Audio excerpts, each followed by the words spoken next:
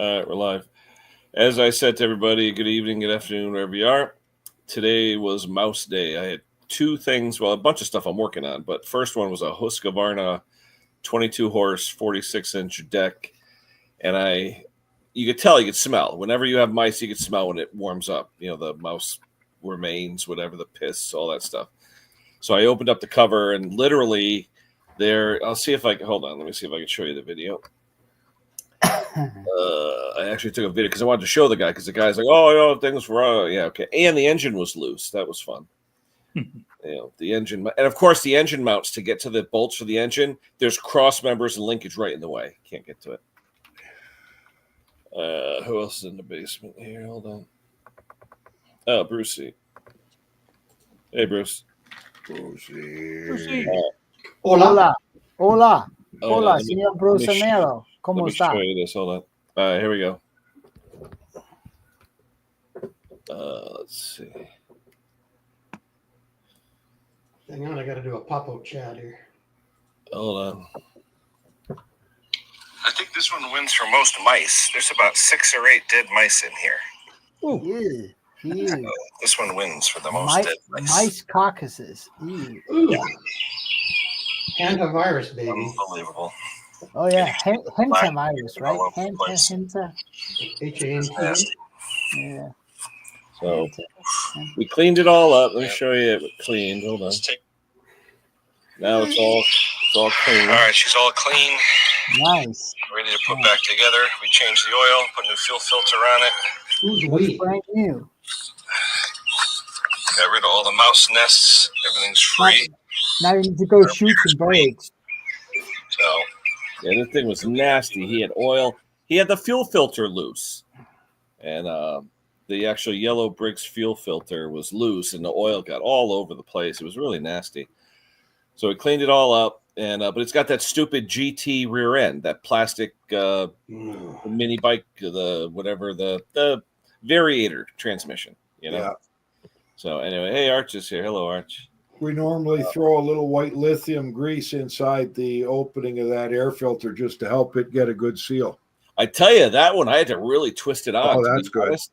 It was weird because those are Chinese filters. I just ordered like 3 or 4 of them. But anyway, when I put it in, it is so snug. I had to literally twist it, and the length of it was like perfect. Like it really fit in snug. Normally, they're fairly sloppy, like you said. Mm-hmm. You know, but this one was. I want to say, I mean, don't get me wrong. I mean, I use Chinese filters too, but I had a Quantum in, I don't know, about a month ago, and I reached for one of my, I buy a pack of 50. Yeah, the blue ones. Blue ones. I put it on. The thing was running rich. It was running crappy. Weird. I went over and got an OEM filter, put it on, ran great. So these filters, like everything else, I think some of them are not exactly up to spec. Yeah, it's the seal. No, it's not the seal. No, it was when it was running rich because it can't draw enough air. Oh, okay. Through the filter, and I mean I've had that. I was talking to Mick about it a year and a half ago about the foam filters, that they are different too. Yeah. So yeah, I mean, they come wrapped in a plastic, real thin plastic bag. No, they're just regular foam, yellow foam filters. Yeah, but it just goes to show that cheap comes with a price, just like everything else. Yeah. Yes, Hank is here, but Hi, Misto. and every time Hank is on, the thing is here. I don't know what that's about. When we're at the breakfast club, Hank is on for 2 minutes. Enter cat. Really? I don't know what it is. I don't know. Hey, you want to see how nasty this tractor was? Hold on, let me show you. No. Nasty. No. Bruce. Oh yeah. Wait till you see the bottom where like the oil is. Watch. Oh yucky. Oh, underneath. Oh yucky. There's the mouse. They bring Yeah, for you to work on, yeah. Yeah. It's Yeah. disgusting. That's why God made pressure washers. Look at the wheels. Well, look at all the crap in the wheels. Yeah. Yeah. Oh, And but $25 cleaning fees. Oh, definitely. Yeah. Yeah, that's can you bad. say $50 cleaning fee? But yeah, okay. $45 an hour, you know. Kenny, your engine there after you got rid of that mouse nest looked pretty good. I've seen them where I wasn't sure that the aluminum on the block was going to have porosity in it from the urine from the mice, where it's just totally eaten away the block. This one here, it was eaten away. For some reason, they come up through where the starter is. Yeah. That tray, that little pan, Oh, right yeah. where the starter is, that always is black. That's where they come up. Yeah. And I think that's where they poop and crap and piss, because that was all black in there. But I got a lot of it out. But then I had a what is it? Lawn Boy 4-stroke came in, Oh, yeah. no start, Tecumseh engine, and that had Mickey Mouse in there too. So yeah, it was just I just And the you know smell what? of it though. The I smell. forgot to ask Jake what those mouse pads were that he used when he stored his Mustang. I've been using mothballs, which seems to work, you know. Peter, hey, Hank, here's your friend Dolly. I haven't seen Dolly in a while. Yeah, hi, Dolly. Yeah, definitely an hour. I think it was $45 I charged for cleaning. I had all the parts. It was weird. He had 2 plugs in it, like brand new Briggs, those gold plated ones. Those ones, they're like gold plated. Briggs. Yeah, Briggs OEM Briggs spark plugs. They're RC12YCs, but the Briggs number, and they're like gold plated. Never seen them. Yeah, I've they're seen not that. iridium though. Sometimes the gold plating signifies iridium. You know, when you have that. But these are, you see them at Home Depot in the pack. But iridium for a small engine is like. Yeah, but they do sell it, but it's $8 a plug. But these yeah, here, but that makes okay. It's people's money. I don't know, but it's a marketing scam because iridium plugs do not give you anything. It's just that they last. You know what I mean? They last. No, they don't, because a plug for a Briggs engine is designed to last 100 hours and then be replaced. No, but I'm saying in a car though. In a car. But in a car, different in a car. Same thing. I mean, you put that stuff in your gasoline to clean your valves and your combustion chamber, on cars. It works great. On small engines, good luck. It's a waste of money. It doesn't work. What is it? The Toros that call for the QC12YC instead of the RC12YC? Yeah. And the QC is, I think, a platinum or something. Whatever. It's a scam. Honestly, it is, because small engines run dirty. They always have, and they most likely always will. You cannot adjust the timing on them, therefore they run dirty. That's just how it is. So you can put premium gas in it, it doesn't care. You can put additives in the fuel, doesn't care. You can put whatever in it, doesn't help. I mean, you can seafoam it, it's not going to work very well, because they don't have the compression ratio, and they don't run clean enough for these additives to work. It doesn't work. Here's the stuff Jake used for the mice when he stored the Mustang, called Rodents Away, odor free. And it was $50 for 6 packages. Yeah. So he put them around each wheel, and then he put them inside the hood, and he put them inside the trunk, and you put them on aluminum trays so they don't stain anything. Let's see that again, Kenny. I'm sorry, Kenny. Let's see that again. This is the one for like an RJ19 LM that they sell. Hold on. I've seen them. It's a platinum plug that they sell. But that's not. No. The one in mine though. No. The one in mine was an RC12YC. Yeah, exact but same. That isn't. But with that color, plating on it. Wow. Made here. It must be for the rich and famous and the Hamptons or something, because that makes no sense. Yeah, because you could see on this one. Look at the iridium. You could see it. Yeah, but it makes no sense in. Close, but it's pretty. It is. It's very pretty. That's about all it is. Yeah. Yeah, that's about. Yeah, I mean, talking about stealing people's money. Yeah, those E3 plugs are a real pain. They're Oh, I expensive. got about they're 50 11. of They're 11 Me bucks too. or 12 bucks over I here. got about 50 of them in a box. Yeah. Yeah, I always take them off. Yeah. yeah. We take them out and throw them in the garbage. Mm. Oh yeah. Yeah, it No, was. but I mean, but when you years think about it, Like if you have that. I'm sorry, if you have a plug that can sort of overperform, it requires a good coil. Small engines don't have a good coil.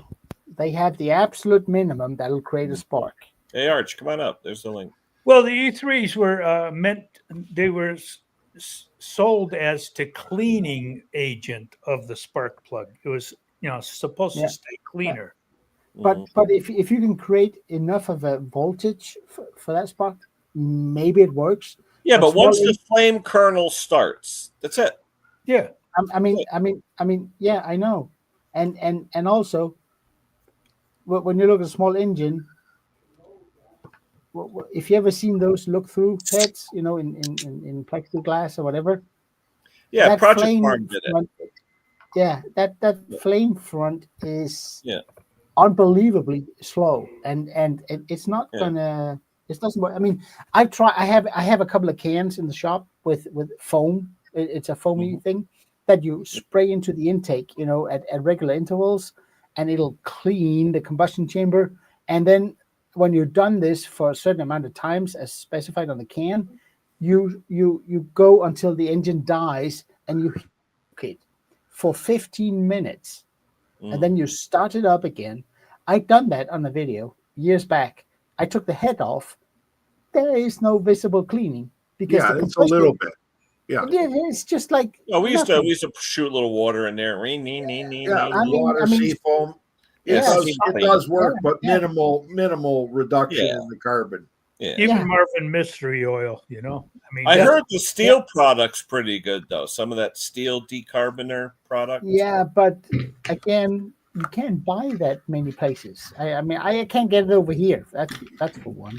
I Yeah. think Steel discontinued it because Yeah, they- it doesn't work. I mean, these engines are dirty burning engines because you cannot adjust the timing on them when they go to a different range setting in RPM. So there is nothing that works there. I mean, you can put something in to preserve the fuel, with the ethanol and all. That works fine. That works great if you do it right. But in terms of cleaning additives, forget it. It doesn't work. So, Klaus, you were talking about a good coil. Jake was working on a John Deere 325, I think it was. Mhm. And we didn't have spark. And the guy said, well, I don't know how much, there's a lot more I need done to the machine. Can you see if they got an aftermarket coil? Bought the aftermarket coil, holes in the wrong spot, couldn't mount it. Ordered one from Stens, the right part number according to that model, right? But this John Deere didn't have the little igniter box on it. Okay. On the Yeah. Kawasaki's, that little tiny square silver thing. Yeah. And so, anyways, ordered the right part number, got it in, no spark. We got a hold of the dealership, and they said, nah, you got to use this John Deere coil. It's $195. Phew. Guarantee this one is going to work. Put it on, spark run like a clock. OEM, baby. Like sometimes you just got to pay. But Jake thinks that the one they're selling at Stens is made for the engine that has the igniter on it.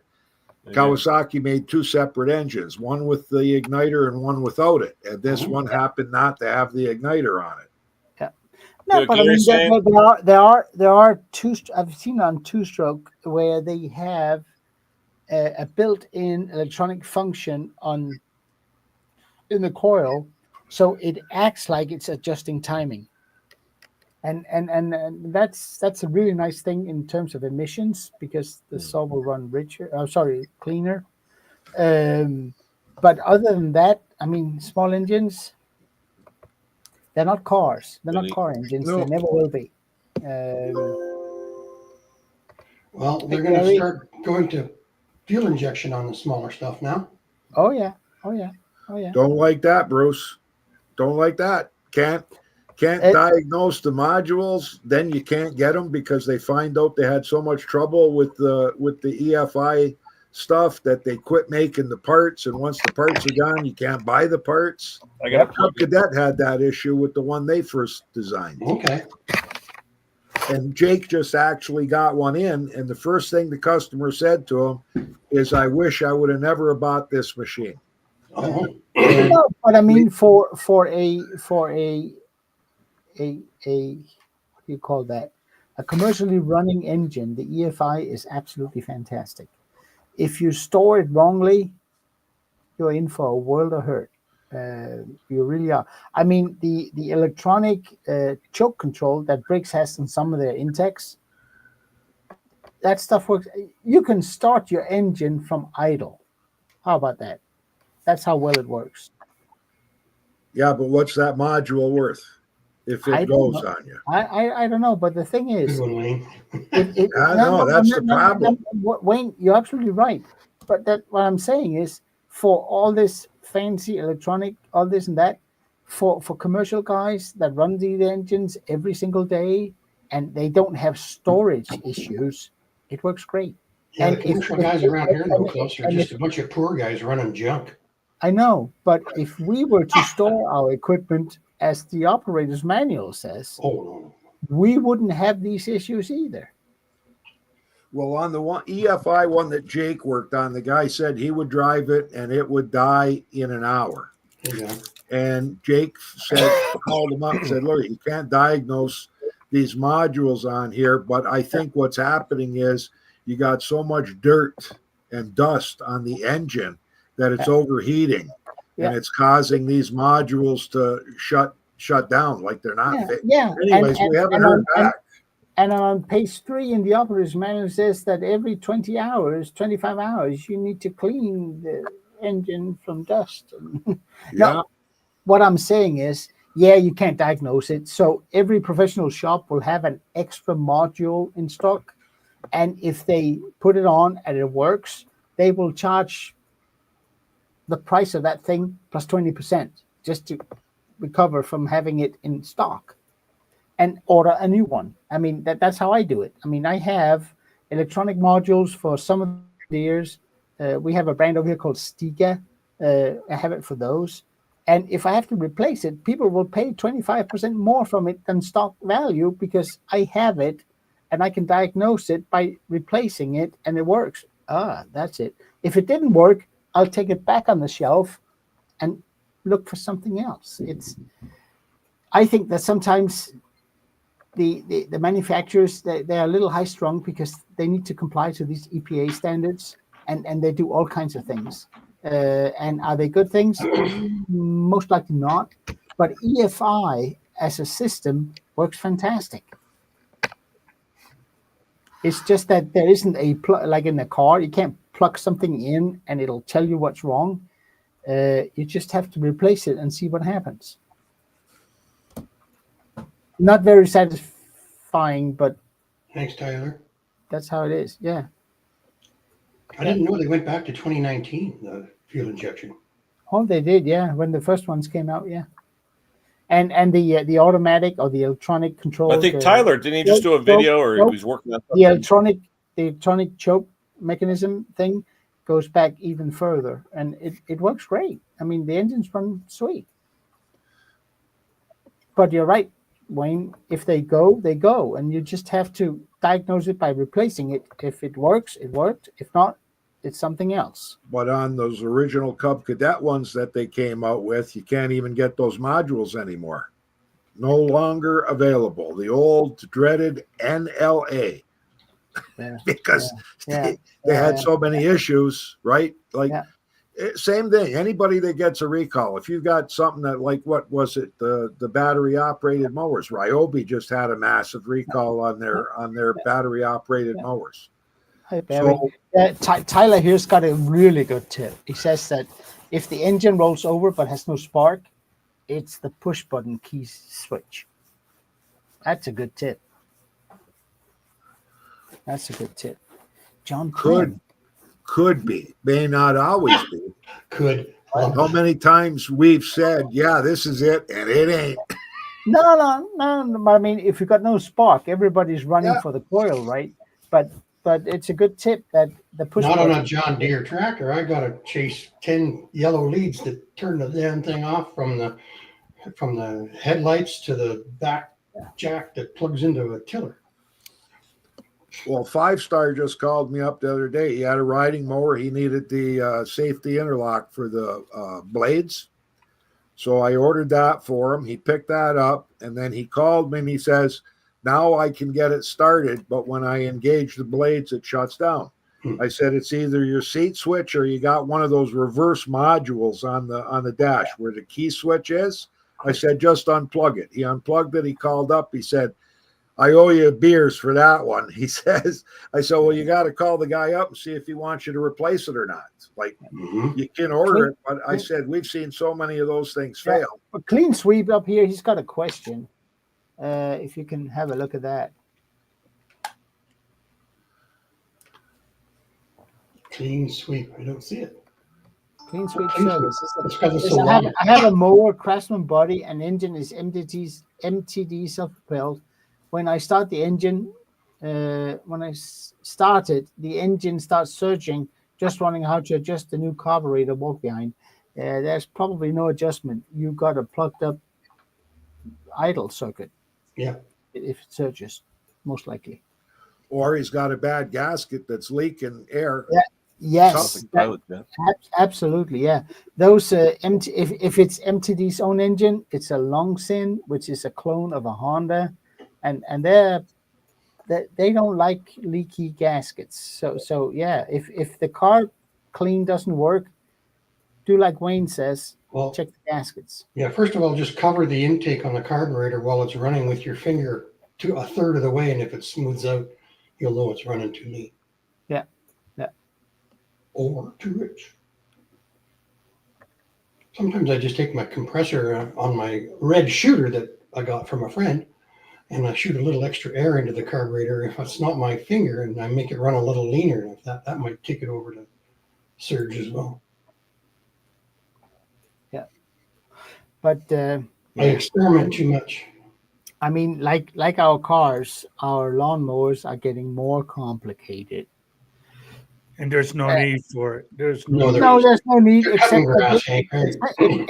except EPA and equivalent requirements in other parts of the world that they need to do less emissions. I mean, they say 30 minutes running an old Quantum pollutes just as much as driving 1,000 miles in your car. A modern I don't car. think so.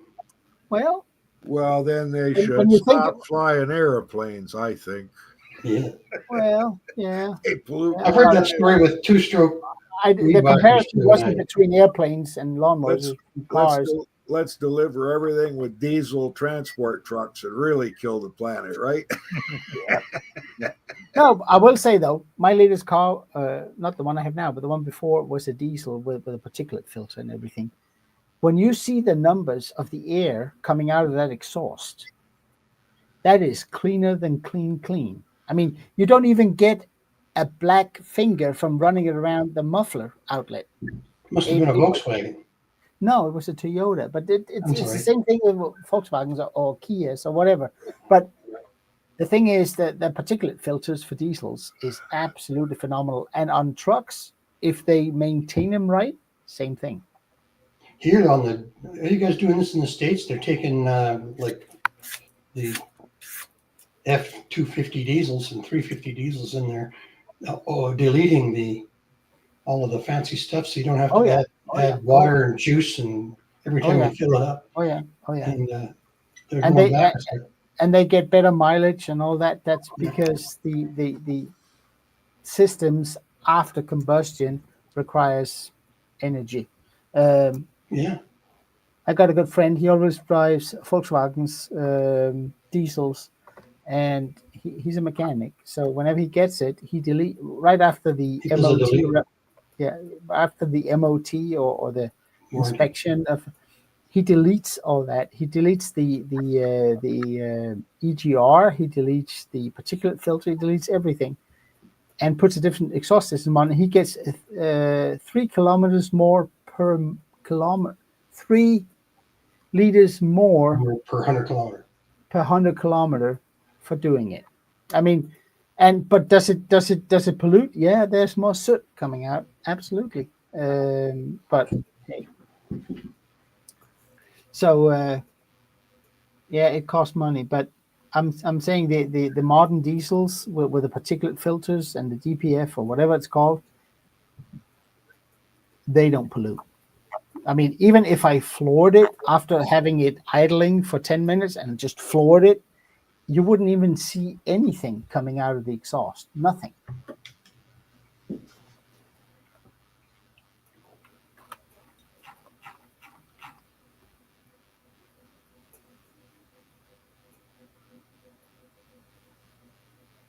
My internet is so bad. I'm barely getting any of the conversations.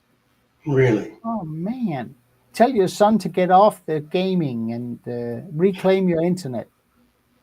Internet matters. Reclaim it. It does. Not too many chainsaws that I've seen that don't leak bar oil somewhere. It's the seal on the cap. Like And they're going to leak. chainsaw that's come in a case, the case is filled with bar oil. Right. Yeah. Or the seal between the bar and the outlet of the oil. Sometimes they get. If the oil's come out and it hasn't dripped off the chain while it's running, it's going to drip off while it's put away. Yeah, exactly right. And I don't like putting a rag under it because then you got an oily rag sitting for a year and a half in the shed. We talked about chainsaws before, that these cheapo chainsaws are not worth. But I worked on one. I released the video today. It's a Stiga, which is a brand. It doesn't matter. But that thing, I mean, for the cost of it, it seemed pretty solid. Ran Walbro carburetor. And I mean, yeah, it's not the most powerful saw. I mean, it's a homeowner saw, but you know what? When you grab a piece of equipment and it feels solid, it's not like a McCulloch where everything is. It looks like a McCulloch. I'm just looking at it now. It looks like one, but it isn't, because a McCulloch is a little jiggly thing. It's little, and a McCulloch has only one tie down bolt instead of two on the bar. Yeah, and this one was. I was a little impressed for a cheap saw like that. I was a little impressed. It was pretty for the money, you know. It's not a pro saw, but for the money.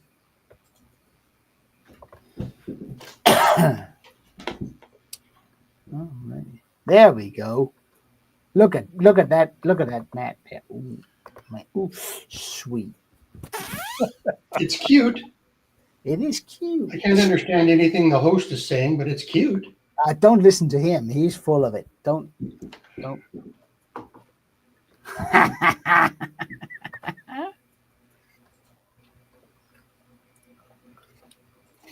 There, I'm back. So I'm making videos again, guys. Yeah, I mean, I would take it apart and see where all the oil lines are. Make sure they're not, shrunk. Yeah, they do leak. The pumps can leak, though. That's good, Bruce. We've missed you. Yeah, as long as it's not siphoning out and going on the floor out of the tank. Yeah. How many are watching now? Wow. I've ruined one of the seals by using, back in the day when I was young and dumb, I used to put just oil in there, and I ruined a seal on it. Yeah. Hold on. Who's this new guy? Do you have a YouTube channel? Are you new to this? I keep busy, man. I can't be in these live streams on a weekend all the time. My internet is so screwed up. I How know. slow is it? Chainsaw massacre here going on. Yeah.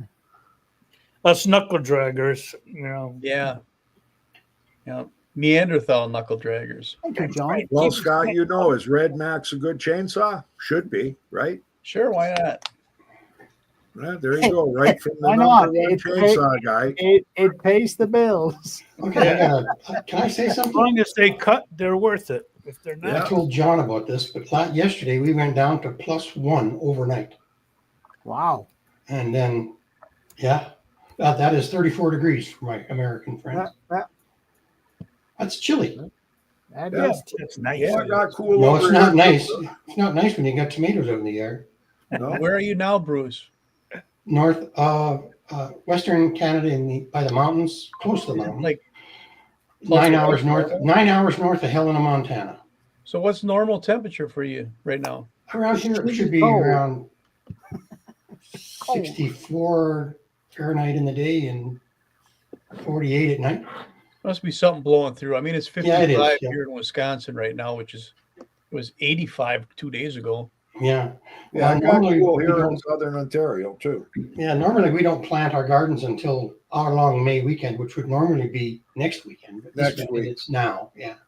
And we don't we can have frost anytime, but Trudy and I planted everything, and we're got our fingers crossed.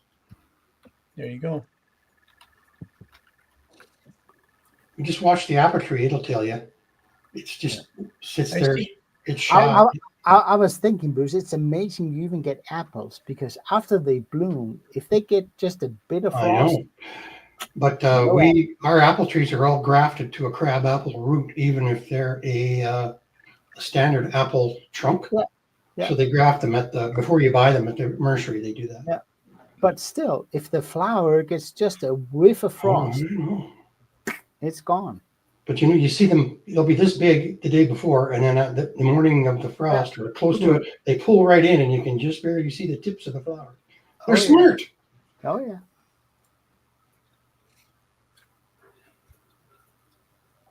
Oh, Al, that's for Scotland weather. That is summertime, man, big time.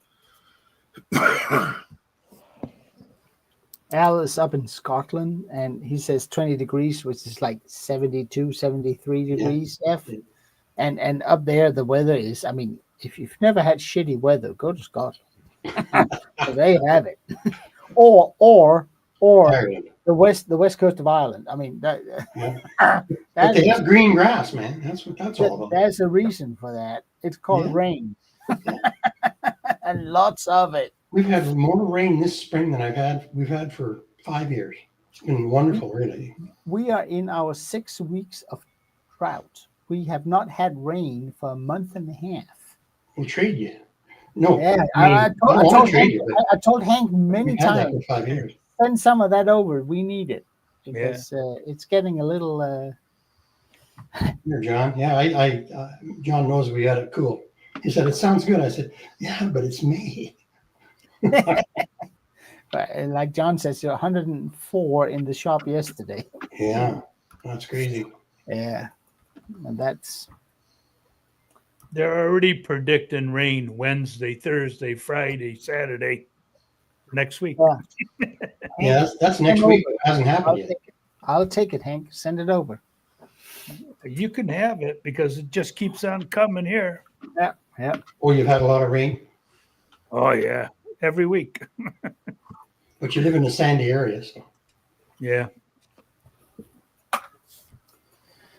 we're clay. Well, I've been working on I've been digging a trench in my driveway, which is I live on a clay hill. It's on a hill and it's clay and it's got rocks in it. So whenever your spade goes in and it hits a rock, it just goes zing. Chink. It doesn't move.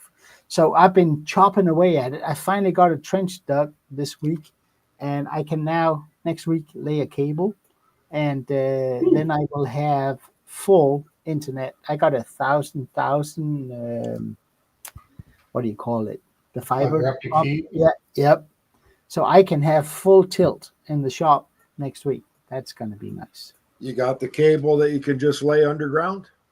I am going to get it up. I'll pick it up on Monday or Tuesday. Yeah, because Jake bought one that goes direct in the ground. Like you don't need to put it inside any kind of conduit or anything. I will still put it in a conduit because I have the soil I'm going to put on top has a lot of rocks in it. Okay. So just to be safe, and it doesn't cost you much. They don't rent trenchers in Denmark? The what? Power trenchers.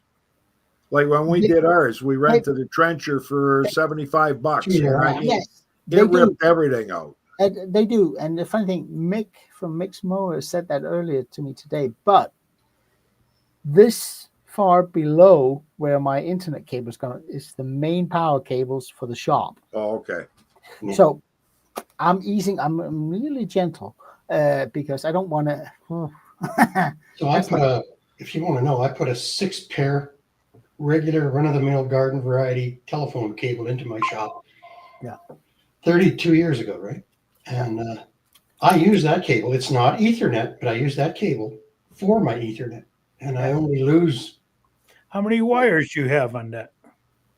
there's 6 pair in there, so there's 12 wires, and it's grease filled, but it's not twisted enough to be cabled as a Ethernet. But I did anyway. I just used 2 pairs, 4 wires. Yeah. So my phone runs on the blue pair, and the internet runs on the green and orange pair, and I've still got 3 pairs left over. And I don't think I'm losing 2% on that. Yeah. But it's fairly close to the house, like maybe 30 feet from the house. No, but I mean, if I can just get 300, Just to let you know, in case you guys want to try it. if I can just get 300 in the shop, that would be more than enough. I don't get 300 in the house, Klaus.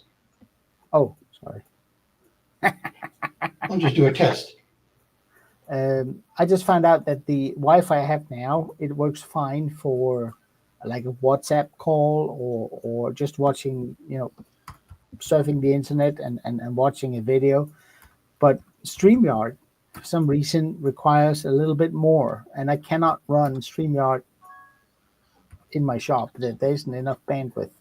So with this cable here, I am pretty sure things is going to pick up. I do have a question for you about that cable. I mean, I'm not an electrician or anything, but if you're laying it within inches of your power cable, is there going to be any interference? No, it's just shielded. Yeah, cable. there's shielded wire. Yeah, they're shielded. And the outer sheet is something that is UV resistant, and it's got something that allows it to be just put in the ground, but I will still put it inside a conduit. So I think it's going to work fine. I mean, I hope so, because there was a lot of digging. Well, it's not that deep where you can't pull it out and fix it, You come over here and try digging that stupid clay thing with. Okay, guys. Well, anything that might make your videos better will be good, right? Okay, I'm getting 43 down. Hold on. Hold on there. Yeah, put a cable in there that could do a translation, while you talk. Yeah, there you go. Hank, wake up. We already got that solved. We'll send you some English cable, American cable. When I'm in a garage, I can't get we have the option for subtitles now. Yeah, I got them, but I can only get them in Danish when I'm in the shop. I got to come in here on the computer to get it in English. That's a hardware issue. I will have none of that. So listen to this, you guys would hate it. Some good equipment. I'm in an old neighborhood that hasn't been upgraded yet, and I'm getting 43 megs down and 10 megahertz up. Oh man, that takes a while to upload a video. It takes 3 to 5 hours to upload a video. Yeah. I do it in 15 minutes. I know. Yeah. I'm spoiled from when I was in Mexico. Yeah.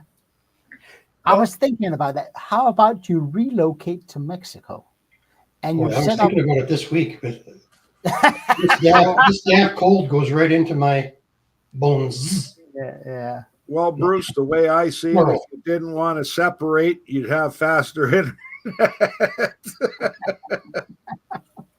I don't want to separate. No, but I'm telling you, you got a premier that's asking for some legitimate stuff from the federal government. Like, I watched her. I think she's a pretty awesome person.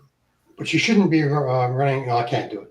But she's asking some pretty legitimate stuff. Like, why would you cap oil production and natural gas production? Give me a break. Yeah. The country runs on energy right now. The world runs on. Well, everybody runs on it. What are you going to cap it for? I understand. Scott, have a look at what Al McLean is saying. Just learn Danish. I can't see it. Oh, okay. Yeah, just learn Danish, and it's simple, Just right? learn Danish. Yes, I mean, that's absolutely right. Al McLean and John Clem and I, we communicate in the track of my videos in Danish. Yeah, I can believe it. How about this? I saw I think your last video, it was a thumbnail of a chainsaw. Yes, sir. And it was like an hour-long video. Yes, sir. Can you give me like the 30-second breakdown of what that video's about? Yes, yes. It was a cheapo. It's a brand called Stiga, which is a Chinese-made machine.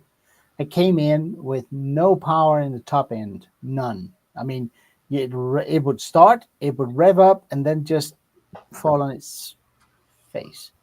I did a clean. When I opened it up, all of a sudden there was no air filter on it. That was for some reason missing. Fiddle fairy. Yeah. The owner didn't know that it was missing, and he's been using it. So I went straight into a friend and said, "Oh crap," and did took the muffler off, checked that, did a compression test, did that. Saw it seemed fine. Cleaned the carb, put a new filter in it, put it back together. A diaphragm was bad, changed that, and the thing just came back to life. Adjusted it, made sure it ran great. These cheap saws doesn't have a whole lot of high rev in the top. They only go about 8,000 or 9,000 RPM, and they do run 40 to 1. You cannot go 50 to 1 of these. So I put the right fuel in it and hope for the best. Went out, cut my log, and adjusted it. It ran great. Good. But I was a little bit impressed. This is a $200 saw. It's pretty new though. That might help. Yeah, absolutely. And he hasn't run it for that much. So, but it's a very cheap saw, and so you're kind of limited on how much you can do to it. The nice thing was the carburetor was wall broke. Oh yeah. Really? And which is a good thing. Carburetor's worth more than the saw. Probably, yeah. Yeah, there it is. There it is, Kenny. Does Aspen sell a 40 to 1 mix, Klaus? Nope. No, they don't, eh? You cannot get 40 to 1 here. For some reason unknown to me, you can't get Yeah, it. I get You just add 6 kinetics, drops I to it? can get the 40 and the 50. Yeah. So I did that, and for some reason the thing just came back to life. And what amazed me was, when you grab a saw, it feels solid. Yeah. You take a McCulloch, that can be a little wiggly for whatever reason, but this thing felt solid. And for what it was, it ran great. It cut okay. Oiling was a little on the low side for my liking, but Hi, Mick. hey, Mick. So come on up, Mick. We kind of miss you here. Drop me down. Let Mick up. Same here. Drop me down. So yeah, I think you got room for 10, don't you, Ken? Scott, was that explanation enough? Yeah, thanks. I don't care whose video it is. I don't like watching hour-long videos. Me I neither. really goofed up yesterday. I uploaded a 40 and 40 minutes, and it's like I like to keep it under 30. But I thought it's not worth doing But 2 videos of 20 minutes. I did read somewhere that the algorithm likes long videos. Of course. It may very well meet, but I don't. That's okay. I know. I went against my own advice and I made a 40-minute video. But I watch him. Look at Musty 1. I don't think he's ever made anything less than an hour and a quarter. Or an hour Yeah, and but what he's working on minutes. is so bizarre and interesting, right? And I watch him. Like I might be working on something, but I watch him. Right. What else am I going to do? My problem is that I'm in the garage and I got the phone on or my camera on, so I can't put Musty on or you guys or anybody because I'll get a violation, right? Yeah. My problem is I got too many irons in the fire. You know what, Scott? I've been retired for 15 years, and I have too many irons in the fire, but that's because I only start my day at 1 o'clock in the afternoon. Right? I mean, After lunch. Yeah. Right? I do this and I look at the TV and I watch videos and Trudy's doing everything and I'm just Doesn't matter. It depends what time you end the day, right? If you only go until 8 o'clock, that's pretty sad. I end my day at about 4:30. With the playoffs on, the hockey playoffs, I'm going to bed between now with Edmonton out.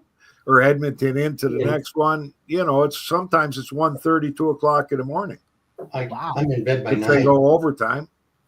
Wow. And there's been a lot of them in the Stanley Cup playoffs this year. Who do you think? I'm not a hockey fan. I should be because I'm Canadian and I live in the West, and that's big. But yeah. Well, I'd Who do like you think's gonna Winnipeg to go? pull off Montreal? I hope Wouldn't that be nice Winnipeg to see pulls off Winnipeg? the next one. Winnipeg's tonight. Is there any chance like that Winnipeg could play Toronto? No, I don't. Well, yeah, if they end up in the They all final, go? Yeah. if it ends up in the West to the but it would have to be the final game. Right. Oh, now that would be nice for Toronto's us still got Canadians. to win another game. They're lucky, like they won 2-0 and they put it into a 7. So hopefully they pull it off. Mm-hmm. Because Southern Ontario, we're Toronto fans. You remember the old Stampede Wrestling? Yeah. My wife calls hockey Stampede hockey. At the end, it always goes to 7 games, and it's down to the last minute. Yeah. It's just like a football game in the States where, they're kicking a field goal with 2.5 seconds left. I got what the heck where's Hank and Kenny? I don't know. We're talking hockey, maybe. Yeah. One of our customers has a wrestling company. He has the ring and he actually puts on wrestling still, but normally he does it out of St. Catharines. But in the old days, Welland, which is just 15 minutes away, was big, where the hockey arena was just jammed with people watching wrestling in the old days when I was a kid. I went to high school with Owen Hart. He died, I think. Was that the one that died? The Hart family, there were a lot of them that were wrestlers. Yes, I went to high school. Yeah.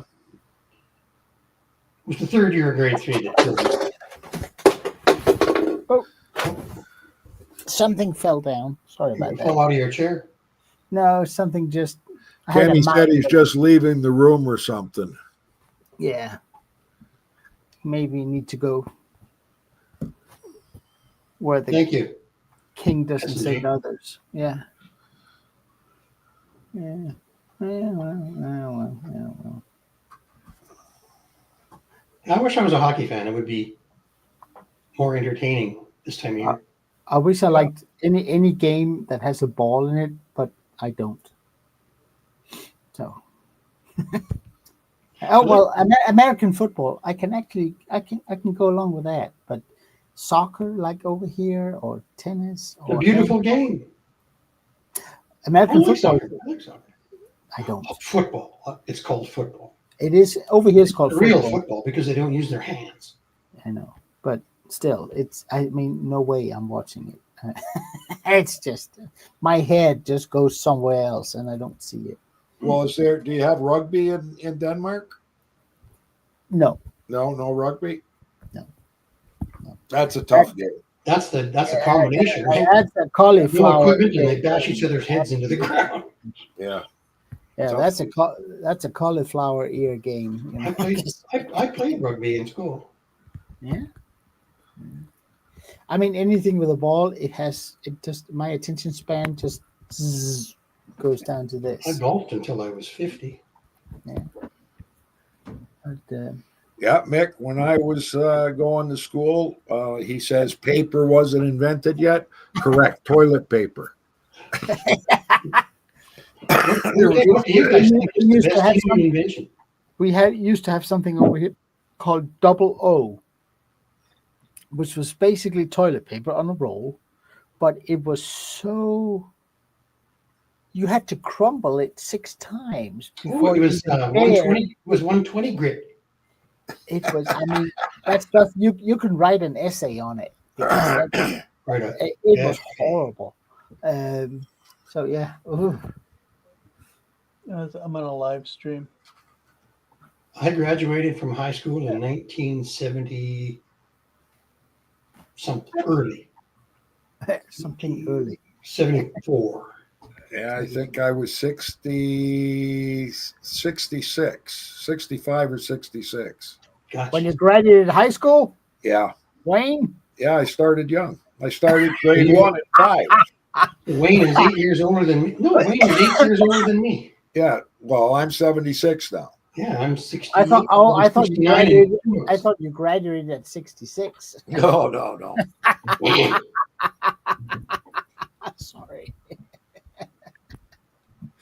Oh boy. I graduated in 1988. So, I used a wax slate to draw on. From Yeah. high school? business school. High Business. school Oh. business school. Well, I came out of tech school in It- '76. it's not the same. I mean, we go 10 years primary school, then we go 3 years college, and then you go to university. I finished Right. college in 88. So in Europe, if you're a technical person, do you end up taking more technical stuff in your last 3 years than here, where everybody tries to get Yeah. what they call a You- you- matriculation? Yeah, you can do that, but I went to business school, so that was all about Yeah, no. Yeah. debit, credit, finance, statistics, all that How stuff. about you, Scott? Where did you go to school? Me? Oh, yeah. Yeah, yeah, me. Yeah, I graduated high school in '81. Okay. Yeah. So when you graduate high school, how long have you been in school when that happens? 12 Felt like years. forever. 12 years. Yeah, I know. It always does I that. mean, 12 years, not counting kindergarten. it's like kindergarten at 5 years old, I guess, and Yeah, then graduated at 18 years old. But between my 17th and 18th year, I joined the military. So that summer vacation was basic training. And then when I graduated, I went to advanced training. And then it was Well, thank part-time you for your military. service. But it as I Yeah. said, it's different over here. The grading of the different schools are different. As I said, we can go 10 years in primary school from first grade to 10th grade, and then you jump into college, what we call college, which is typically 3 years. And then you can either decide to go out and get an apprenticeship, depending on what school you went to, or you can go to university. So I went out and got an apprenticeship. So I was 3 years as a freight forwarder, dealing with shipping and trucks and ships and planes and all that stuff, trains.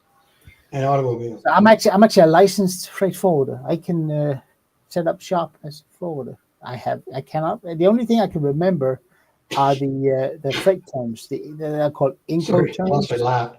No, it's fine. The only thing I can remember. Yeah, well, it's the only thing I can remember from that. Other than that, it's just been. So Yeah, so I think in North America it's pretty similar. If you're going to stay in grade school till you're 18, you pretty much try and get the best you can. We call it math 30 or 31. Is that how it was for you guys, Scott? I don't know. I don't remember. Tar Heels is asking how many years I failed. I failed 1 year in grade 11. And the reason I failed was because I failed French. The teacher gave me, I think I would have graduated if she gave me 50%, but she gave me 47. So I had to repeat the entire year. I went to summer school. I flunked French again. I think I got 48%. So no disrespect to the people in Quebec, but like I believe in one language in Canada, and it's English. So anyways, I had to repeat grade 11, and I kept skipping school to work for United Van Lines moving furniture, and they threatened to expel me from school for not showing up, because when I'm not there, they don't get government funding, right?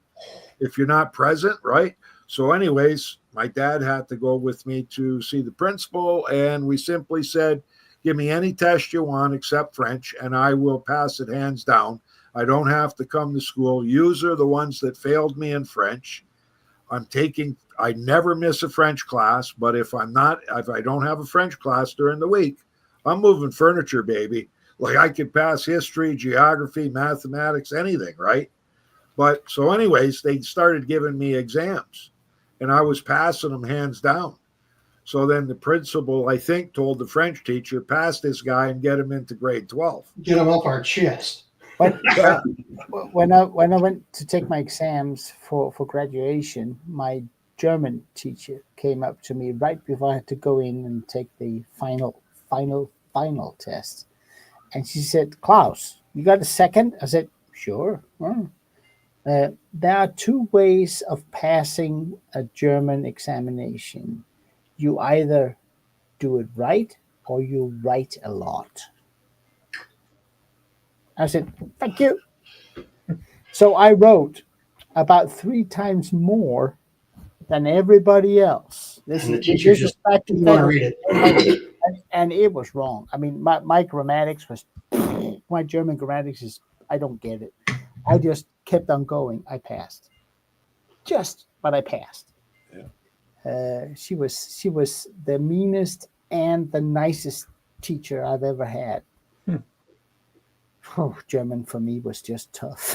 I mean, the grammatics my ear, since I went to school in English, I cannot do English grammar. I can't. But if I hear something or if I read something in English, I can with 99% probability tell you this is right or wrong. There's an ear to it. I got an ear for it. Absolutely. And I can't tell you why or how and all that, but I can. I mean, I can come in, sit down, and I can start a topic up and I can just go for it. I don't run out of words. I don't run out of anything. And I do it in a passable English that is No, your English is very good. 90% good. And it's always been like that. I don't know why. Well, you picked up on our Klaus. You picked up on our slang. You know. Well, that has come since. Yes. I mean, honestly, if I'm hanging around I've had Canadian colleagues. If I hang around them too much, there will be an A in there all of a sudden. If I'm with German colleagues that speaks English, it'll be something else. If it was British, I would. You adapt to it. It's not natural to you, so you kind of get into it. You know, some of the terms.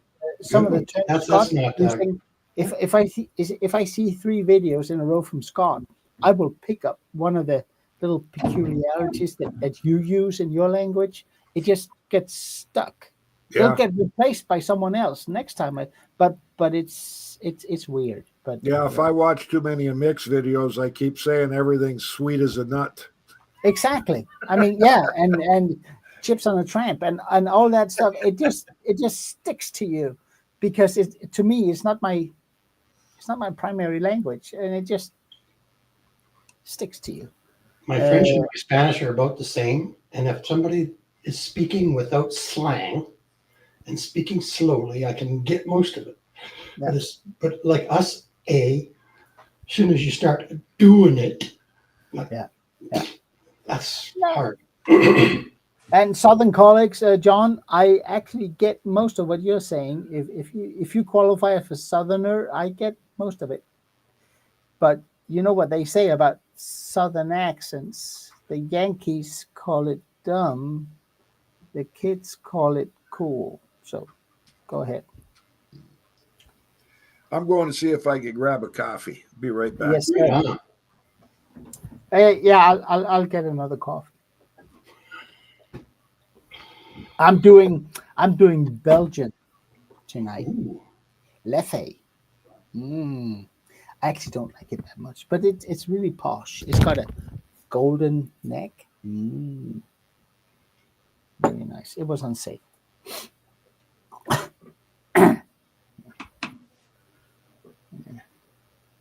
Well, tomorrow I got to go fix a robotic lawnmower on site.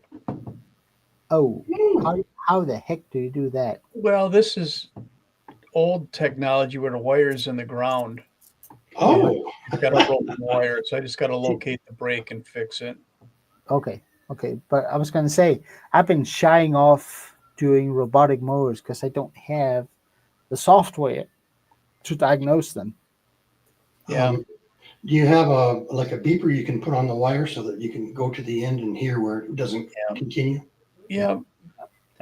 You know, we got 2 different ones. One's really cheap and the other one's kind of more expensive. And I'm going to try and do this job with the cheap one just because we're kind of backed up right now. And this customer showed up at the shop and I gave him one of the cheap ones to locate the wire, and he's got a nephew that's like a lineman for the power company. Like, perfect. He's probably got a better tester. Yeah. Well, I don't know. There was a disaster somewhere out of state. He got sent away. So Oh, yeah.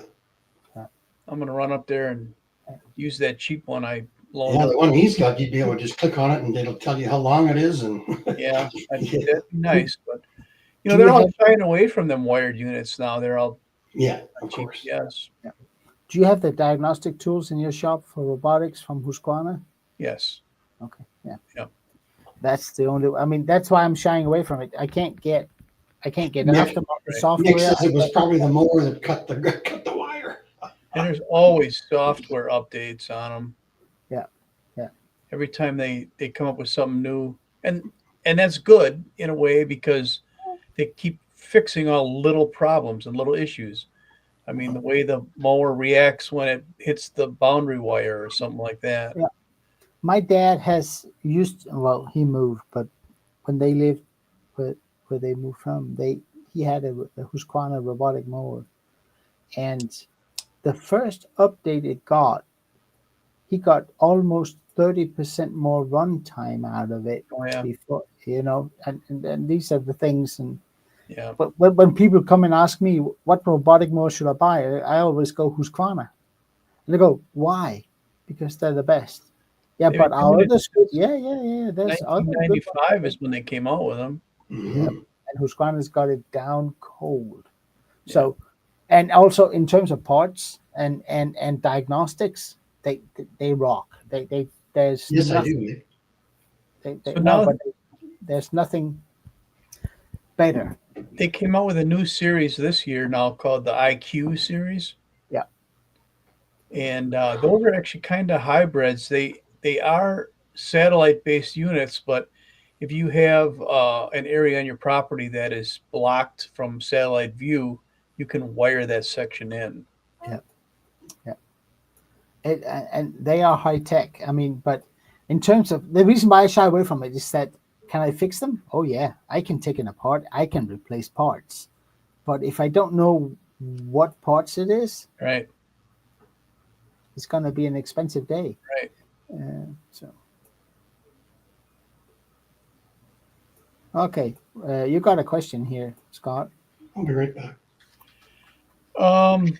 This sounds like a Neanderthal knuckle dragger question. Yeah. What's a Bayou 220? Don't know.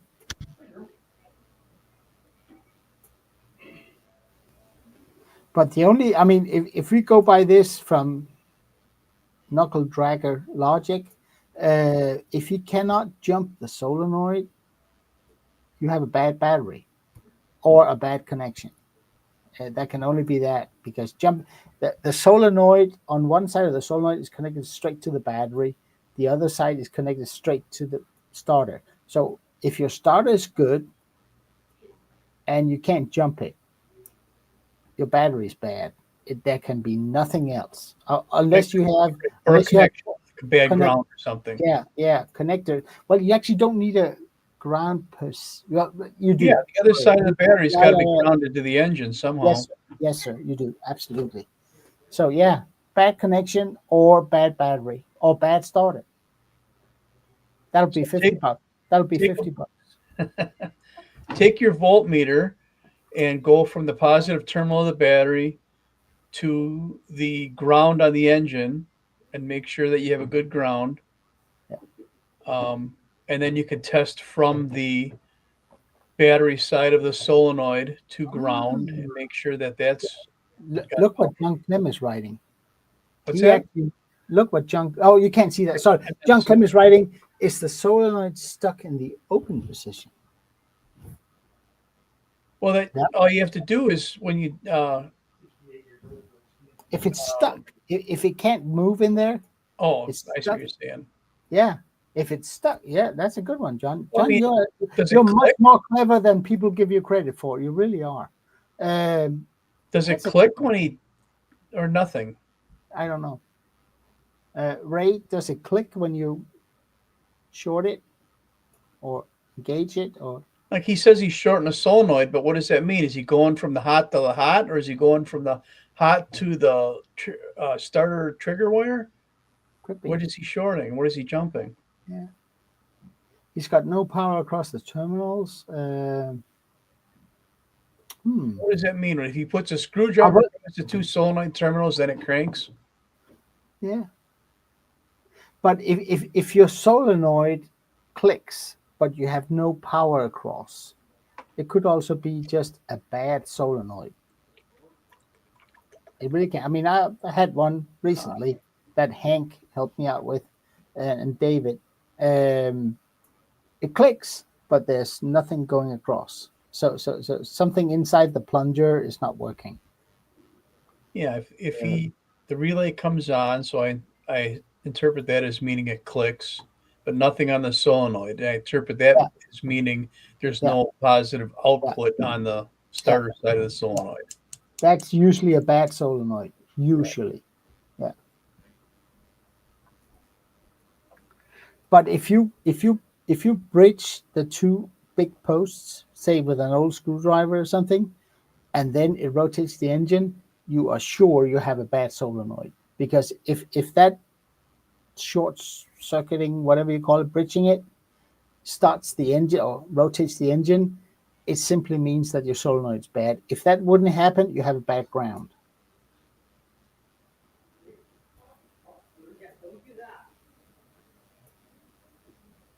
How come everyone got up out of their chairs and walked away?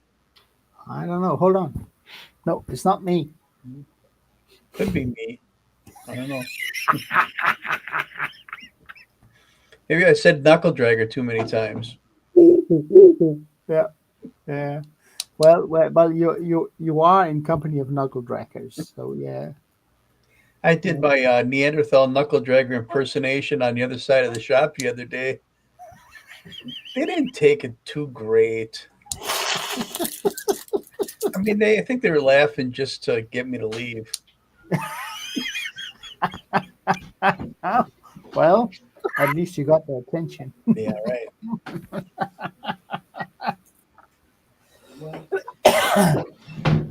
Was Bruce in his pajamas? I thought you were in your pajamas. I saw your Kenny. I saw you in your pajamas in the middle of the afternoon. Go to get a coffee and money's flying around. Well, I got the flame. Yeah, your internet still. Yeah, your internet still sucks, Kenny. Sorry. Restart your router and restart your computer. Yeah, unplug your son's computer and then go to town. Yeah, it's bad.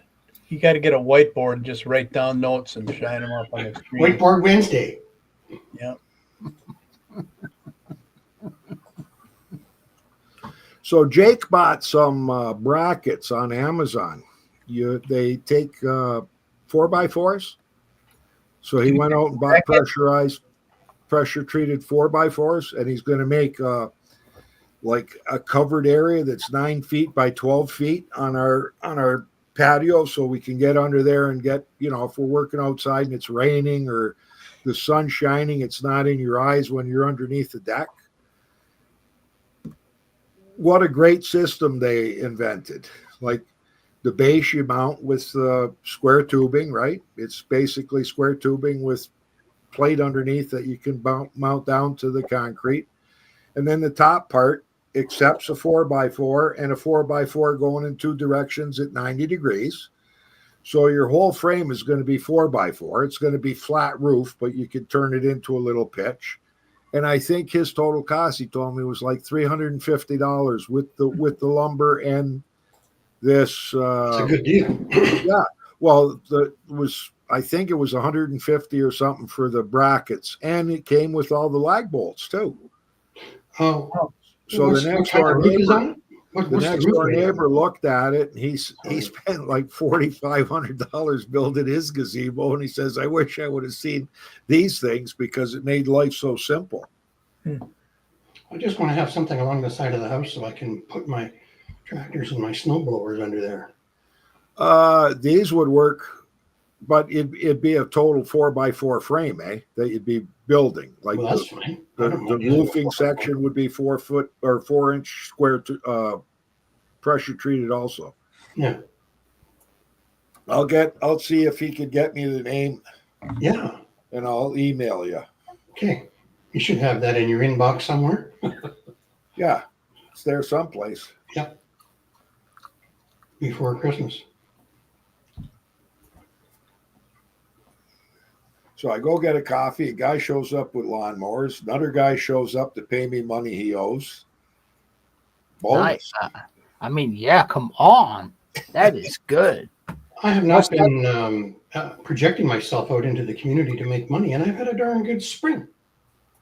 I had one of those. He came to pick up his mower yesterday, and with me, it's always cash on delivery. Of course. Yeah, and he comes out. Yeah, you know what? I couldn't draw out the money in the teller, and that was how about I come by tomorrow? Yeah, come by tomorrow with the money, then you get your mower. How about that? Yeah, but I thought if I could, no. Can I take it home and pay you later? No. There's a reason why I'm cheap. I don't. But I did have a good spring because I had 6 mowers completed last fall, and I sold them all within 3 days of each other this spring. So very, very nice. Yeah. Well, I got 15 mowers off of a scrapper friend of ours. I got 2 scrappers locally that bring the mowers to us, and we'll either buy them off them or not buy them off them. It depends on how bad they are and what engines they got on them. Yeah. I don't even check if they got compression. I don't check nothing. The guy says, I want $20 a piece. Here you go, buddy. I just give them to him. And I'll tell you what, 15 mowers, all 15 were started up. All 15 are sold. Or no, there's one left. One left out of the 15. All of them are sold. And I think four of them were self-propelled. So they went for $250. Ooh, okay, thank you. I'm going to sell one tomorrow. The only issue was this guy stands them upright, so the carburetors are filled with oil. Money is calling. Yeah, again. Maybe today is the money day for Wayne. $250 for a used self-propel. That's a lot. Depends. How much is a new one? The cheap new one is $450 around at our shop. So that would be 600 Canadian. Yeah. Well, I've got a Craftsman core, probably, it has to be 6 years old. And I worked on that thing to get it to stop leaking. And I even took some brass finish to the jet, right? And then it still leaked. And I'm like, what? And it was the stupid, cheap 1/4-inch fuel line I put on it. Oh, yeah. That leaked because I heated it a little bit to get it over the nipple on the carburetor. And that leaked because it stayed that shape. Oh. Would you look at that pretty head? And the hat too. Yeah, and that too. Yeah. Hi, John. Today. Big Good. ugly. Thank you, sir. Okay, bye. SSP. John, you got yourself a new trailer, I see. Yeah, finally after all these years upgraded. Big John. Hauling trailer or a holiday trailer? A mower hauling trailer. I don't have one yet, eh? Hang on just a second. Hush up, Mike. Okay, carry on. Look at Kenny. Dirt riders trying to be funny. Those are Scottish pants up there. They're plaid. Kenny is wearing jammies. Jammy pants, yeah. Oh, those could be loungewear. At 3:00 in the afternoon. Well, he said it's raining outside, so he's just lounging around. Well, might as Taking it well. easy. I turned on a tiller yesterday to repair. Tiller. It's a big Chinese rear tine tiller with a Honda clone engine on it. And the guy said he was having a chassis problem where he couldn't pull it into gear. And I thought, that really sounds like a shitty job. I decided not to do It does. It does, Bruce. I mean, those Chinese rear-mounted tillers. Oh boy! I mean, they're grease lubricated gearboxes where the grease after about a year turns into chewing gum. You know. And can you get a bushing or a lever? Well, bushings aren't hard, but yeah. Yeah. I've been seeing a few aftermarket parts lately that have been failed miserably, like spark plugs that the electrode just erodes away. Yeah. That's a big tiller, it looks like. That is a big tiller, and I'm just about 70. So I said, no. It looks just like an AYP product. you know? It's a knuckle dragger one, Scott. Only us knuckle draggers work on them things. I got to do the little mantis ones. I got two here. I don't They're like beauties. Those No. are nice.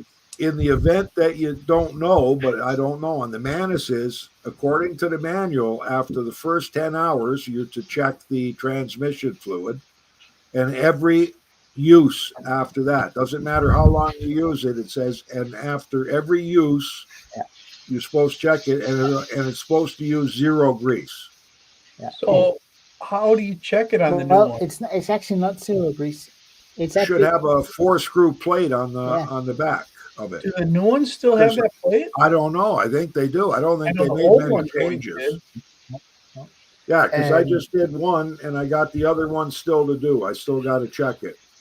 And Kenny was asking, what's the flowability, like viscosity, look like between the 0 and the 00? I got to do a little, I don't know, show them, but you there can is- tell the 0 is a little, like it's stiffer than that 00. actually the regular depends on what kind of. There are so many kinds of 0 or 00 is just about the viscosity. The Yeah. grease itself is can be anything. It's like saying 10W30. Well, you know what? Well, no. The 0's thicker than 10W30. Yeah, I was going to use some 00 and some white lithium and mix it together, and I think I would have got the consistency of the 0. No, just use 00. That'll be fine. But because the 00 is the right viscosity for the gearbox, but it's got nothing to do with the viscosity in those gearboxes. They require a certain. Close, I something. go by the manual. It said 0 From from Manus on the Manus. Yeah, tiller. No, these things are 19. I think these are from the 1970s. These. Okay. Because These the are new one will old. say- the new ones will say use mantis grease for it, and those are different. But again, as long as it's not EP, it cannot be EP because EP will erode the brass. So but it's a little tricky to those. Well, what I decided in my shop is that the 2-stroke ones are out. I do not work on the 2-stroke ones anymore. The 4-strokes with the Hondas, I'll do. Yeah, because the 2-strokes, there are 2 kinds of engines on those. Yeah. The one with the red kill wire to the coil and the one with a black kill wire. And you cannot tell until you take it apart. If it's the one with the red kill wire, you cannot get torque for that engine Well, anymore. that's like the old Echoes. Yeah. But most And- of those don't need anything more than a carb and some fuel lines. No, they're what Yeah, are they? but if you need a coil, 2970s. if you need a Model coil, 2970, I think, is the model if you number. need a Those coil Manuses. or if you need a coil or a flywheel for whatever reason, if it's got a red wire on it, you cannot I've heard get that. it. It doesn't exist.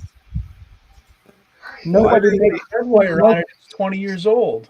Yeah, I think the engines on these Manuses are identical from '68. They haven't changed them. they have They're the same engine. they There are have different in terms of the ones. coils, and you cannot swap a black wire coil onto a red wire coil engine because the magnets on the flywheel are different. Oh, it's a different polarity. Yeah. You can't. Well, I don't know if it's that. It might be, but you can't even swap both the coil and the magnet or the flywheel onto another engine because it doesn't work. It is weird stuff. I decided that 2-stroke ones, I don't work on them. The 4-stroke ones, the Honda ones, I'll work on any day. But the gearboxes on the ones that has Honda engines on it, it is not regular 00 grease because I got 00 grease. I got it in. I got a quart out here or 2, but it's not that stuff you want to put in. You want to put the stuff in from Mantis because it's got something in it that makes. I don't know what. Can I jump in on a different problem but similar issue?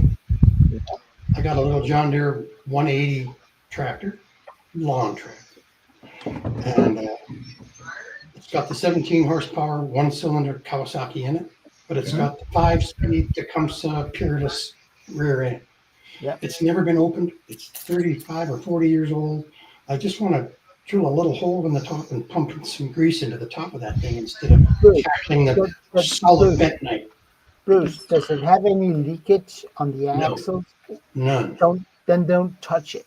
But isn't the bentonite going to dry out and just watch the gear drive around? It might be, but don't do it. Really? Yeah, because if you mix regular grease in with bentonite, bad stuff happens. What do you think, Scott? I'm working on you guys. I can't comment. I don't want to assume any liability. I don't know. Can y'all hear Lisa talking? I would think if it's non-serviceable, you shouldn't try to service it. If we say no, does that make you go out of trouble? Well, she knows I'm on the live stream, so she's going to sit there holding a conversation in the kitchen on the phone. Because it's a little standard and it has a clutch, right? It's nice when you're pulling a little bit more because I don't like to use my hydro to pull the other hydro. Bruce, have you seen how much bentonite grease costs? No. Okay, check that out first. Yeah, I would think that if and then you decide not to do what you're planning to do. Okay. Yeah, because I would think that if you don't have any leakage around the axle seals, you got to be in good shape. Yeah. Okay. Well, Bruce, It's an 86, so it's 39 years old. Bruce, I won't take, but I know how old bentonite grease looks, and I understand where you're coming from. I wouldn't do it. I would just leave well enough alone and say it'll run until it dies, and then that's it. But the rear end is worth more. Yeah, it's like that 20-year battery you're still using on your. It's in good shape. No, it's And I will say, 17 years old. I will say, when we open up a bentonite gearbox and see how it's caked in there and it's almost solid, bentonite grease, when hot, does turn a little softer and may flake. But I wouldn't do it, Bruce. I've seen so many people adding regular grease to bentonite grease, and it turns into this slurry that has no lubricating properties. All right. But that's just me. Did you try to Google it and see if anybody, like Tractor Forum or anything, if anybody's ever tried it? I probably haven't gone as deep as Tractor Forum, but I will, though. Yeah, check it out. Maybe somebody else has tried it and made the big mistake, like Klaus is saying. Yeah, because it makes sense. I mean, if you mix regular grease with bentonite grease, nothing good comes from it. Good. Simple as that. Because bentonite, the thickener in bentonite grease is very different from, say, lithium grease. Well, the gears aren't very tall. Like when I put it into first or reverse right off the bat, and it's good. It hasn't changed in the 15 years I've owned it. I just have to let the clutch out a little bit, just like an old Ford. And then you just let the clutch out and clunk, it goes into gear. That's kind of normal. So that's okay. Is it got that variable speed pulley underneath the seat that slides up and down? No, Bruce, that's like the MKDs. I don't have that. Yeah. Bruce, if you want to make a project out of it, take the gearbox off, split it open, clean out all the bentonite, and then put in the grease of your choice. Yeah. We don't want to do that, right, Bruce? No, I just pull my little sidewalk out of the way once a year so I can till the garden. Thank you. It runs for an hour and a half a year. There you go. That's it? I wouldn't, Bruce. Just like my pickup truck. Yeah. Bruce, I wouldn't touch it. I wouldn't. You're asking for trouble if you do. Okay, Honestly. thank you. So how many hours do you think that riding mower has on it, Bruce? Even though it's 39 years old. Oh, no, it was well used before I got it. Oh, so you got it used from somebody else. It was given to me. A guy was moving to BC, and he brought it over on a trailer and gave it to me. See, the big looked thing so is bad. I got a video on it, but it looks so bad. And then I took it they apart. don't make anything today like they did back 39 years ago, Bruce. What That's you true. have there is something that's made solid, It is so. made to last. Yeah. Today, it's like Bic lighters. They're disposable. You throw them away. When they ran out of fluid, you throw them away. Hey, you guys, I got to take off. Okay, Scott. Okay, Scott. Good chat. Take care, Scott. Good seeing you here. Thanks for coming up. Go fix some sauce. Didn't get any advice from her on that. Take it easy. Fearless See you transmission. later, man. Hello, everybody. Hey, Brett. Hey, Brett. How you doing?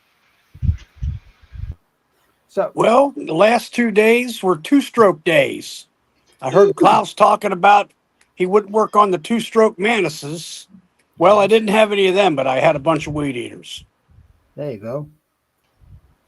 I Not personally don't like fooling with those Troy Builts and Craftsmans, but Steel, Husqvarna, Echo, I don't mind working on them.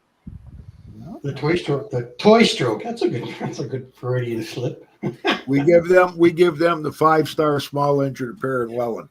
What's that? Any of the 2-stroke handheld equipment, chainsaws, grass trimmers, weed eaters. Like rare that we work like the Manus tillers. We'll do something on those, but we own them, so Yeah.